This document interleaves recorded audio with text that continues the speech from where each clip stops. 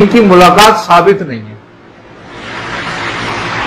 تو واقعہ ایک بڑا مشہور ہے جس کی وجہ سے جو ہے نا ان کی آمد بغداد میں ثابت ہوئی ہے کہ ہاں یہ بغداد گئے، کہ حضرت سید شیخ عبد القادر جیلانی رحمۃ اللہ علیہ کی بہن تھی بی بی نصیبہ،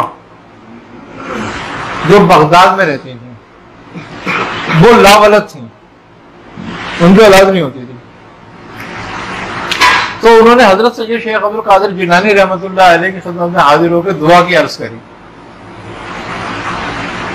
کہ بھائی میرے لیے دعا کرو کہ میرے اولاد ہو جائے، کیا ایک ہی ہو جائے. تو آپ نے کہا اچھا ٹھیک ہے. آپ مراقب ہو گئے. تھوڑی دیر کے بعد آپ نے فرمایا کہ اے بی بی نصیبہ، میری دعا سے تمہارے اولاد نہیں ہوگی.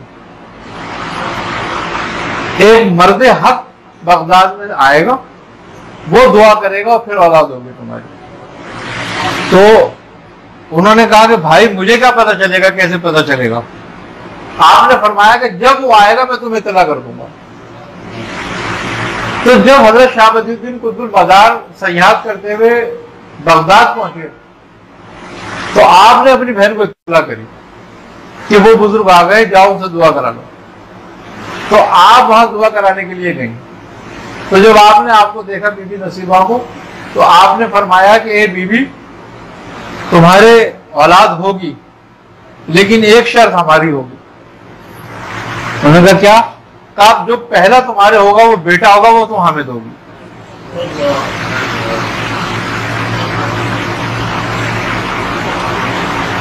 تو آپ نے کہا حضرت میری تو ساری اولادیں آپ کی نظر ہو جائیں گی، کوئی مسئلہ تھوڑی ہے، ہم آپ کی نظر کر دیں گے.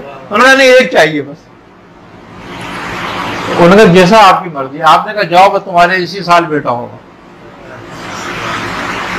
تو حضرت جمال الدین جمن جنتی جو ہے وہ پیدا ہو گئے تھے. اور آپ نے فرمایا کہ جب لڑکا ہوگا تو اس کا نام جمال الدین رکھنا، وہ ہمارا جانے من ہوگا. تو آپ نے ان کا نام جمال الدین ہی رکھا تھا. آپ 3 برس کے کہتے ہوئے تھے تو آپ ان کے گھر پہنچ گئے کہ بھئی ہماری امانت ہمارے سپرد کرو. تو 3 برس میں ان کے 3 اولادیں ہو چکی تھی، 2 اور ہو چکی تھی. تو آپ نے فرمایا کہ اب تمہارے اولاد تو ہے لیکن ہمارا یہ بیٹا ہمارے حوالے کرو. تو آپ لے کر چلے گئے تھے. ہاں. تو جمال الدین جمن جتھی جو ہے، ہندو جمن جتھی کہتے ہیں آپ کو، اور ہمارے لوگ جنتی کہتے ہیں ان کو، جانے من جمن جنتی. تو یہ غوث پاک کے حضرت بھانجے بھی ہیں سگے. دن ہوا تھا. تو بزرگ کہتے ہیں اچھا ان کو کھانے میں زردہ بہت پسند تھا.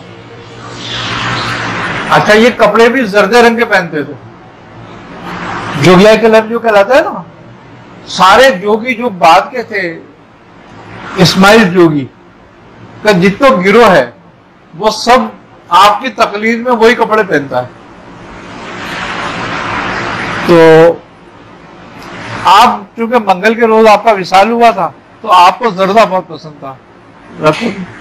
تو جو لوگ بزرگ کہتے ہیں جو لوگ پریشان ہو روزی روزگار سے، کاروبار نہ چلتا ہو، چاہے وہ جادو کی وجہ سے ہو چاہے ویسے ہی پریشان ہو معاشی طور پر، تو وہ ان کا زردہ پکا کے ان کی نیاز دلایا کریں منگل کے منگل. تو کچھ منگل گزریں گے حالات تبدیل ہونا شروع ہو جاتے ہیں. ہاں بہت لوگوں کو میں نے بتایا اور میں نے رزلٹ 100% دیکھا اس بات. تو بہت کمال کے